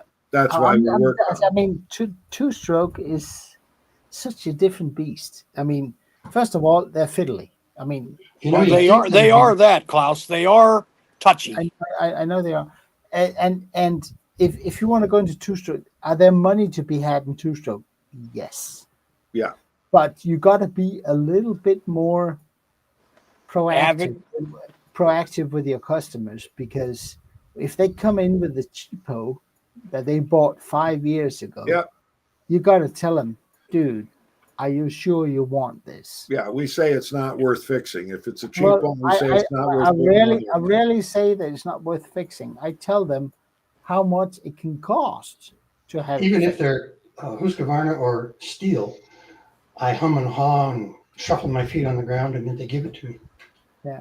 Well, No, I but just- I mean, a two-stroke is a different beast, because they are so finicky that they have to be tight. They have to be just within spec before they even Fire. run. Yeah. And if you can't, if you think it's just going to be a plug and there's some oil, it'll be fine. Well, you know, in my You're little wrong. mind, when I started this whole crazy world about 20 years ago, I thought it was nothing to it, eh? Piston up and down, bing, bing, bing, bing, bing. And how simple could you get? And I Yeah. almost yanked my arms off. Yeah. Well, I just did a 2-stroke lawn boy from 1970 A mower, mower, Yeah. right? the green. Was it one of the yellow ones, or was it green? No, it's the green one.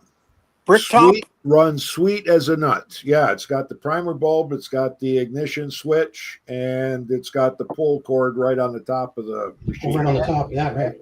Yeah, and Yep, the old D400. fires right up. I got the 40-to-1 kinetics alkylate fuel in it. Fires right up. Runs like as Mick says, runs sweet as a nut. And I got the RPM set, I think, at 3,050 to 3,100 RPM. Right. That's how I said everything. Well, but but then all the issues come in. You get machines in. It could be a 4-mix, which is not a 2-stroke, but Yeah. it is a 4-stroke. But all that, or you get 2-stroke in that it starts fine, it runs fine, it just doesn't have any top end. Yeah. We'll take a load. Well, we got a guy that wants one to cut ditches. So he had a choice between he had a choice between a Briggs & Stratton mulching mower or this 2-stroke, but now he doesn't have that choice because Fivestar was here, and while he was here picking up parts, But some what I guy mean, called him for a mower, and so I just sold him the mulching mower with And the it's Briggs good engine for- on. He's better off with the 2-stroke lawnmower. Oh yeah, absolutely. what I mean with 2-strokes is that you got to set up a plan, because if a mower comes in, a regular 4-stroke mower, it doesn't run right. Oh, a little plug, a little filter, it'll be fine. It runs out the door. 2-strokes, you got to have a plan. So if I get an older 2-stroke in, I don't know if it's been stored for a long time. I don't know if it's been run. I don't know what kind of fuel it's run. I will take that thing apart as the first thing and pressure vacuum test it. Right.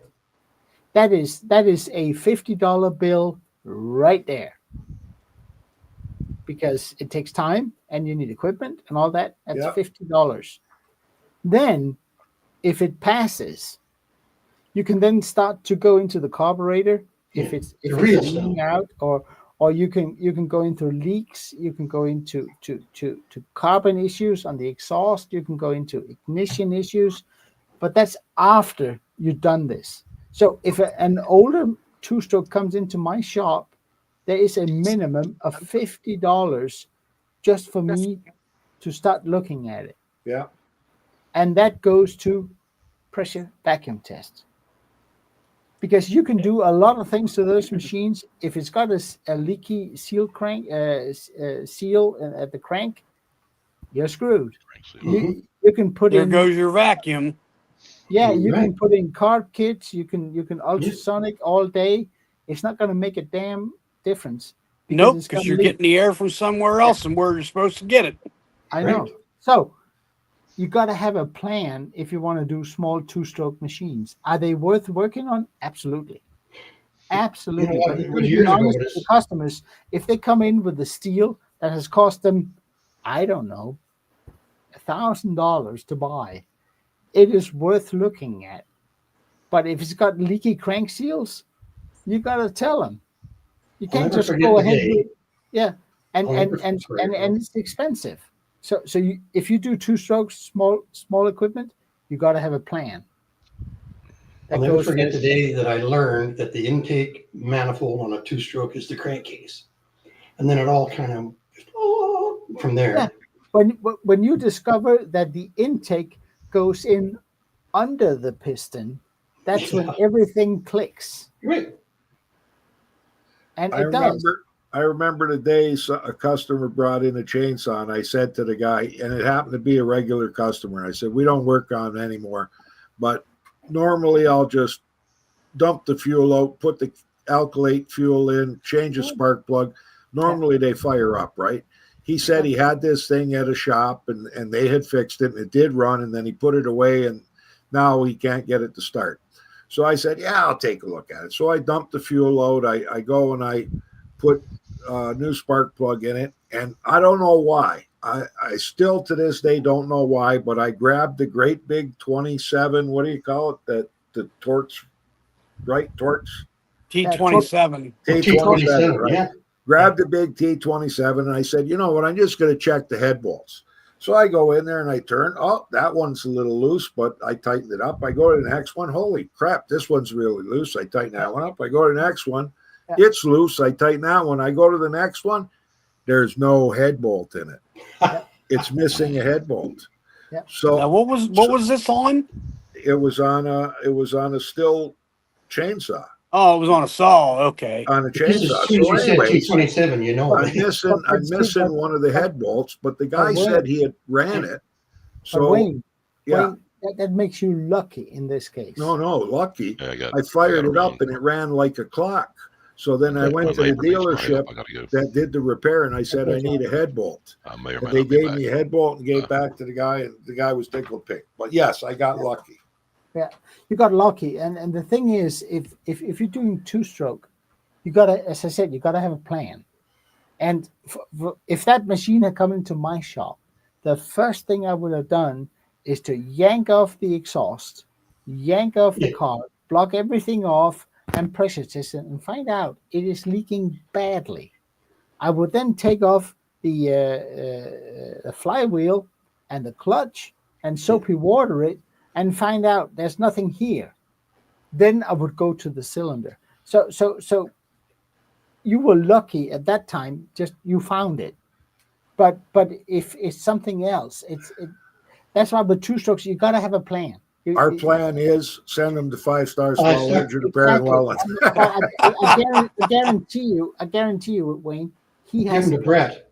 he has a No, plan. do not send them to Brett. No, I send them. I send them to him because But we ain't got enough time to work on two strokes over here. But I mean, I guarantee you, he has a plan for it, Wayne. Oh yeah, yeah. When they come in, that's what you do, and that's what I do. If I get an older machine in, the first thing I do is I pressure vacuum test it, because if that fails, it doesn't matter what I do to the machine, it won't run right.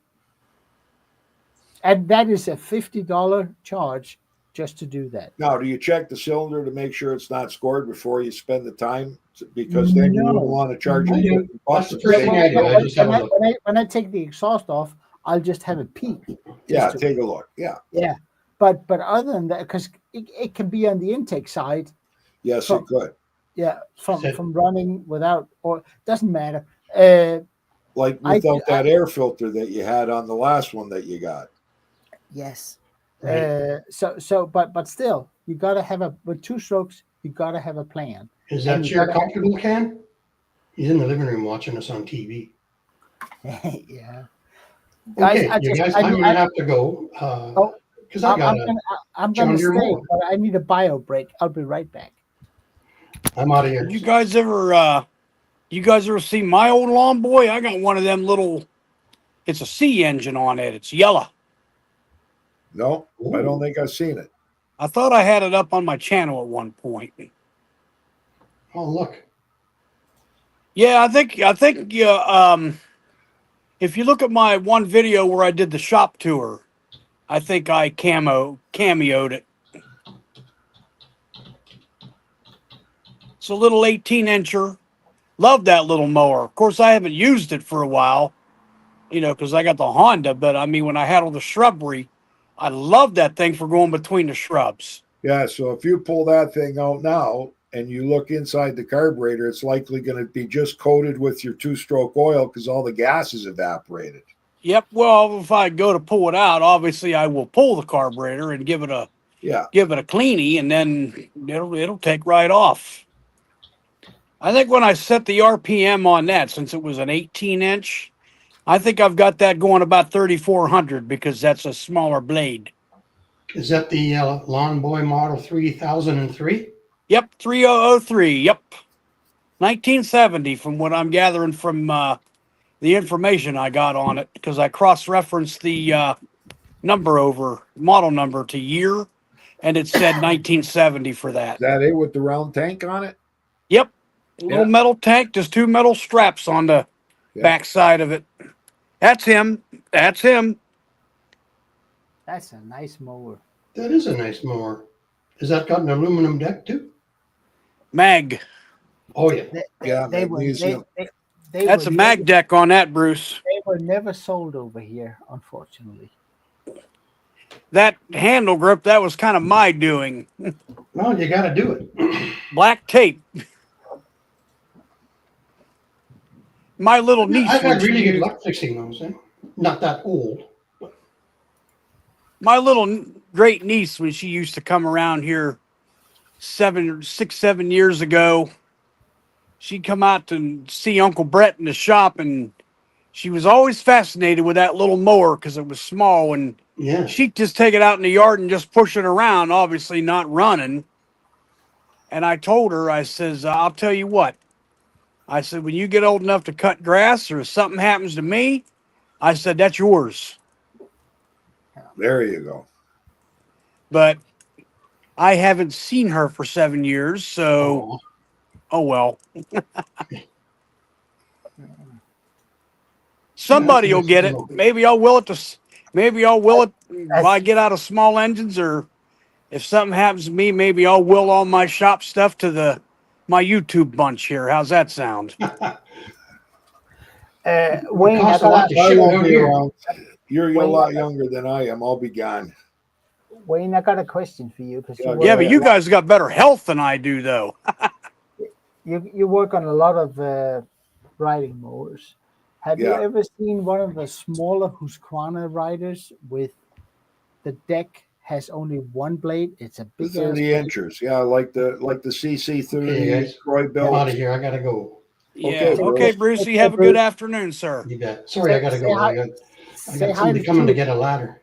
Yeah, close. We get a lot. As a matter of fact, there's one sitting in the shop right now. We're waiting for the carb rebuild kit because you got to have the special O-rings to go inside where on the carb bowl, and then it's got the solenoid, and there's an O-ring in there, and there on this one they're all shot. Jake had a couple of kits, but guess what? Already stole those parts out of the kits from, so we don't have them. So it was supposed to have been here yesterday, and he just got the notification because of the long weekend that likely won't be here till Tuesday. Have you ever found a place where you can get an aftermarket blade for it? No. Stenzer Rotary doesn't have it. Jake orders them right from MTD. As a matter of fact, he just ordered three. This is a Husqvarna, but it's still, I haven't found, this is a 77 centimeter blade. Yeah, has it got the 6 stars in the middle? Yes. Yeah. So it's likely the MTD. He's got them hanging out there. I don't know what the part number is for it. Yeah. And I'm sure the Husqvarna takes the same one that the Cub Cadet and the MTD is. Yeah. But yeah, he orders them right from MTD. Husqvarna, wouldn't that have been an AYP? I just ordered another, because I always have one in stock. Mm-hmm.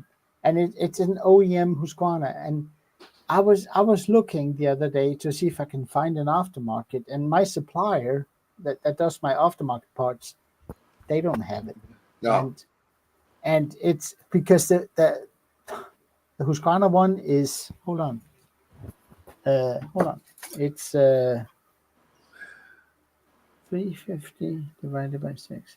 It's almost $60 for a blade. What, Danish dollars? No, US. US. Okay, so we're selling these blades for $42. Yeah. Canadian. I'm saying that So if we take that Canadian 42, right, and change it to American, even if it's 35%, it's only $31 American. I know it's twice as expensive over here from Husqvarna. Yeah. And I cannot find anyone that makes a blade that size. No, don't that have size. any. No. Now I got a question for you. On the Husqvarna, can you level the deck, or it's the same as these Cub Cadets and Troy builds? There's no deck leveling on them. No, you can can't level it. No, you can level it. See there, these on the left hand side where it grabs the deck to go up and down. Yeah. You can adjust that. Just like on the regular AYP products. So you're saying on the left hand side, because the ones we've been getting here, there's no way to level them. That you can level them on the left hand side, and then where it pops in the front, you have that. Yeah, the front you can, yes. Yeah. But side to side. Well, you can lower it or raise it in the back on the left hand side where it raises I'll up. have to take a look out there, because the one we did, the Troy built, we told the guy it was out 1/4 of an inch. And all we would have done is where the slot is, we would have put something to stop it from sliding down that much. Because I think what happens is these people step on the decks and they bend the hangers all to shit. Yeah, they do. Yeah. I got a question about those Troy built rear engine riders. I believe it's a TB30R. Yeah. Is that a Briggs motor on that, or is it a Chonda? I think it's a Chonda. Yeah, now they're Chondas. Originally, the older ones were Briggs. My boss bought one here about 2 weeks ago off a guy for $40. And the only thing that I had to do to it was clean the carburetor. But the way the carburetor was set up on that was very Tecumseh. It sits sideways on an intake elbow like a big Tecumseh.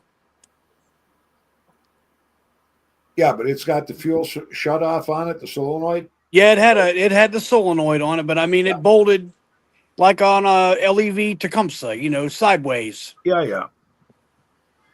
We cleaned that up. I looked under the deck, touched the blade up on it, did an oil change on it, and good battery, and that thing took right off. Noisy little thing, but I'll tell you what, you can't even hear the blade on it because the blade doesn't spin real fast, being as big as it is. I mean, you can hear it. It's lower pitched. It doesn't sound like a regular tractor because it was one blade, but kind of neat. I didn't know that them things had 6 speeds because I never really had looked at one of them close until that thing come in. You put it in 6 and you'll do a wheelie if you got her up in high RPM. But It was a over neat little here, machine, actually. if you want the full rebuild kit for those, it's $88 Canadian, Jake said. And if you just need the O-ring set and not the full rebuild kit, it's 44 Canadian What's for that? That's the O-ring kit for for the carburetor. Because you the got carburetor. there's two special O-ring, and you just can't pull an O-ring out of a O-ring set to fit. It's got to be exactly these metric sizes and thicknesses, and it's like the it'd be like the pilot jet O-rings on the Quantums, or not the Quantums, the Hondas. Where you Hondas, got little tiny yeah, guys. you need the 3X and the 4X. Well, I'll tell you what, when I tore this carburetor down, I got lucky because when I opened it up, it was relatively clean, but I still, while I had it down, I still went ahead and blew out the jets, and I did what James showed us to do on those pilot jets. Took one little single bristle out of a wire brush to go into that pilot, cleaned everything up, and I salvaged that carburetor. Okay, but on those pilot jets, we changed over here. Our rule is that even though that little wire goes through, you'd be surprised when you drill them out. We start with the 13 thousandths of an inch mini micro drill. You'd be surprised on how much debris gets packed in there, and it's not the right size. So if I go through with the wire, I put the thing back on, and the thing's hunting on me. Now I got to pull the carb off again and go and get the micro drill set to drill it out. Open it up. Now what we do is we go right off the bat, 13th thou, and then we take the 14th thou one, and it's going to start to bite the brass, so we stop. But some of them they've been up to what, 20? What Jake do one? He did one up to 22 thousandths of an inch. He drilled one out to 22 thou, I think, on one pilot jet. But Wayne, if we think about it, I mean, drilling out a jet, no problem in that. Yeah. But why was it too small to begin with? Well, it's just ethanol buildup. It's the powder. It's dry. They've been running them dry. Yeah. So it plugs it up. And so all you need, don't get rid of it. So you would basically just have to clean it out. Yeah. Yeah, but you try to clean out. You take a wire it's too small. It goes through. It's like, it's clean, but it's not 13 thousandths clean. And that's what the jet running size is. It's 13 thou. 13 thou, yeah. Okay. Now, What's the actual horsepower on that? It's 382 cc's. What's that, about 10 horse, 11 horse? I don't know. The mathematician's up 300. Not all the calculations. Well, with It depends. the 390 is I mean, whenever people talk about horsepower in small engines, which is rubbish to talk about, Yeah. because it is relating to RPMs. If you got yourself a 500 cc that runs at 2,500 RPMs, it's only got about 11 or 12 horses. If it runs at 3,000 RPMs, that's almost a 19 horse engine. So talking about horses in small engines is off. That it's a bad measurement. It's rubbish. Yeah, Yeah. it is. In all reality, because It all is. you can measure is torque. Yeah, You can exactly. calculate horsepower. Yes. So when we all laughed at Briggs and Stratton when they started putting foot-pounds of torque instead of horses on it, they were right, because that's the only measurement that actually works. But they got sued to do that, Klaus. And no, they got sued for not. Yeah, doing it. because Yeah. they were saying it was 6 horse, 7 horse, and all that, and here Yeah. they weren't. No, but I mean, I just worked on a wood chipper. It's got a 212 cc long sing engine on it. It was sold as a 7 horse machine. And I go, what? Okay, I worked on it. I got it running, and I started it up, and I measured the RPM. That thing is rated for a maximum, absolutely maximum of 4,000 RPM. Yeah. It runs at 3,900 RPM. That is why it's a 7 horse. There was another channel I had watched a while If you- back. You guys if- might have if you seen. buy- If you buy the same engine on a tiller, it'll be a 5-horse. Yeah. Because it runs at 2,800 RPM. 28 to 3,000 on a tiller. No, on a tiller here it's 28, but it doesn't matter. It's talking about horsepower in small engines is off. It always has Yeah. been. There was another guy I was watching his channel. You might have seen the Johnson's small engine repair.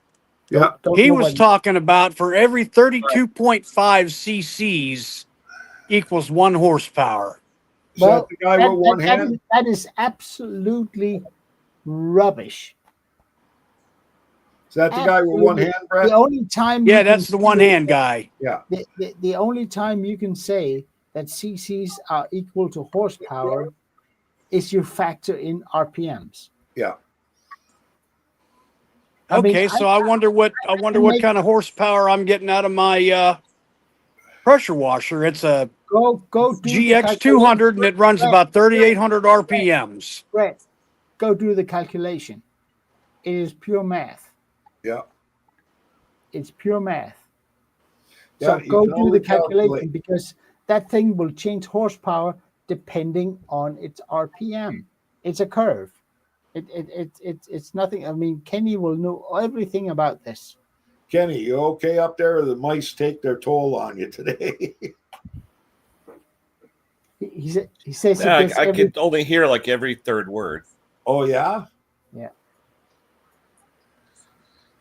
Well, listen, I got to get back out there. I got a water pump to do for a guy that's got a pool company.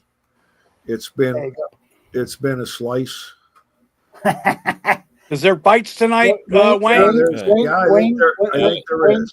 Wayne, Yeah. tell Jake that we still fucking miss him. I know.